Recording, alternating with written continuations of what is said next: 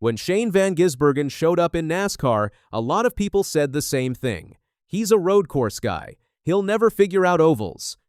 Well, the numbers just came in over the Easter break, and those people have gone real quiet. Shane Van Gisbergen, or SVG as most people call him, is from Auckland, New Zealand. Before he ever touched a stock car, he was already one of the best drivers on the planet. 3 championships in the Australian Supercars Series, 80 wins, 3 Bathurst 1000 victories, a win at the Bathurst 12-hour, a podium at the 24 Hours of Daytona. The man had done it all in road racing before he ever set foot in America. Then, in 2023, he entered one single NASCAR Cup Series race, the very first Chicago street course race, and he won it, his first ever Cup start. That hadn't happened since Johnny Rutherford way back in 1963. Nobody saw it coming. Overnight, SVG became the hottest name in motorsports. That win opened the door for everything. Trackhouse Racing brought him over full-time, and he spent 2024 racing in the Xfinity Series to learn the ropes. He won 3 races there and finished 12th in the standings. He also made a few Cup starts on ovals that year, but his best finish was only 26th at Darlington. The ovals were a whole different world, and that's where the trouble really started. In 2025, SVG moved up to the Cup Series full-time, driving the number 88 Chevrolet for Trackhouse Racing. On road courses, he was absolutely untouchable. He won 5 of the 6 road course races on the schedule. He won at Mexico City by over 16 seconds, which was the biggest winning margin in Cup in more than 15 years. He won at Chicago again. He won at Sonoma, leading 97 of 110 laps. He won at Watkins Glen. He won at the Charlotte Roval. By his 38th start, he already had 5 Cup wins.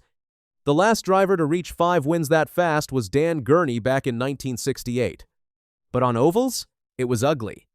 His first 3 oval races in 2025 were 31st at Phoenix, 34th at Las Vegas, and 32nd at Homestead. He was stuck outside the top 30 in points for most of the first half of the season. He was down in 33rd place before Mexico City saved his year. SVG himself admitted it was brutal. He said it was one of the toughest starts to any kind of racing he had ever had. He talked about not understanding how the car worked on ovals. He said you have to go into the corners flat out, land in the banking, and just trust the car. And he didn't know how to do that yet. He even said straight up that the driver was the problem at that stage. His crew chief, Stephen Doran, was also pretty new, only in his 2nd Cup season, so both of them were learning together. SVG said they went through a lot of frustration, but nobody was angry at each other. They just knew they had a lot to learn. By the end of 2025, things started to get better. He got his first oval top 10 at Kansas in September. He ran 11th at Talladega and 14th at Martinsville. He won the Rookie of the Year award in a landslide. He made the playoffs, but the oval question was still hanging over him heading into 2026. Could he actually get good at ovals?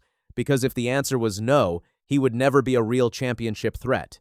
Well, 7 races into 2026, the answer is looking like a very strong yes. At the Daytona 500, SVG qualified 13th, led 3 laps, and was running inside the top 10 before getting caught up in someone else's crash. He finished 30th, but the speed was clearly there. At Atlanta, he had his best oval finish ever with a 6th-place run. He went through the infield grass twice during that race and still drove back to 6th.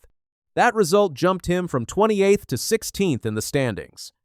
At COTA, the road course, he finished 2nd behind Tyler Reddick. His 5-race road course winning streak came to an end, just 1 short of tying Jeff Gordon's record of 6 straight. He scored 48 points and jumped all the way up to 5th in the standings. At Phoenix, he spun twice, but still recovered to finish 11th. At Las Vegas, he had a bad break. He slid onto the apron on the opening lap, damaged his front splitter, and spent the rest of the race fighting a broken car. He finished last. That one hurt. But then came Darlington, where he finished 14th.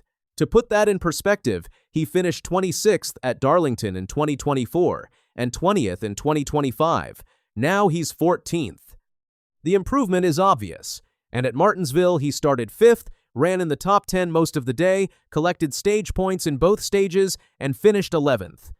His team tried an aggressive pit strategy that briefly got him up to second behind Chase Elliott. After the race, SVG said it was an awesome day and that starting up front makes the racing flow much better and cleaner. So, where does all this leave him? 14th in the Cup Series standings with only one top 5 finish, and he got there through pure consistency. He's right on the bubble for the top 16, which is what you need to make the chase this year. Now, here's the part that really matters. NASCAR Insights released their advanced stats over the Easter break, and the numbers back up everything we're seeing on the track. They use something called the Adjusted Points Plus Index, which measures how good a driver's finishes are compared to the Cup Series average of 100. SVG is now above average on both drafting tracks and short tracks. Even on regular ovals, where he's still below the Cup average, he's way closer than he was last year, when his numbers were just 45 on the points index and 47.8 on driver rating. And it's not just the stats. The other drivers can see it too.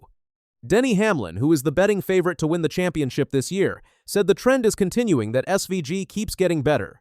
He said elite, superior drivers find a way to adapt. Chase Elliott, the 2020 champion, said he's not surprised at all.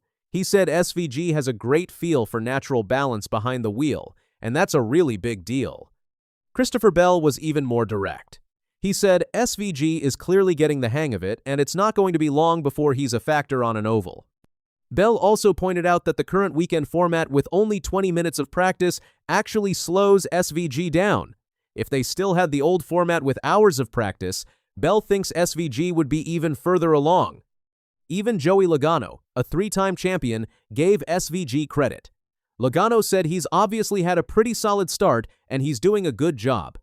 And SVG's own teammate Ross Chastain can already picture it. Chastain said he could see rugby balls flying over the grandstands at an oval track someday, talking about SVG's famous victory celebration. Speaking of teammates, SVG is clearly the best driver at Trackhouse racing right now. Chastain is 5 spots behind him in the standings, with only one top 15 all season.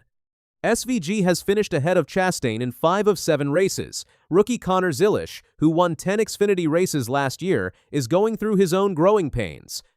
NASCAR insider Eric Estep called SVG's development one of the steepest learning curves in the garage right now and named him Trackhouse's most impressive performer. But here's what makes SVG so easy to root for. He's not out there talking big. When someone asked him if an oval win is coming soon, he said he's a long way from that. He said he doesn't want to win with luck. He wants to earn it. He said he's learning things and feeling big improvements every week, and he knows what's going on now rather than just being a deer in headlights. But he also knows he's still a little bit away from a win.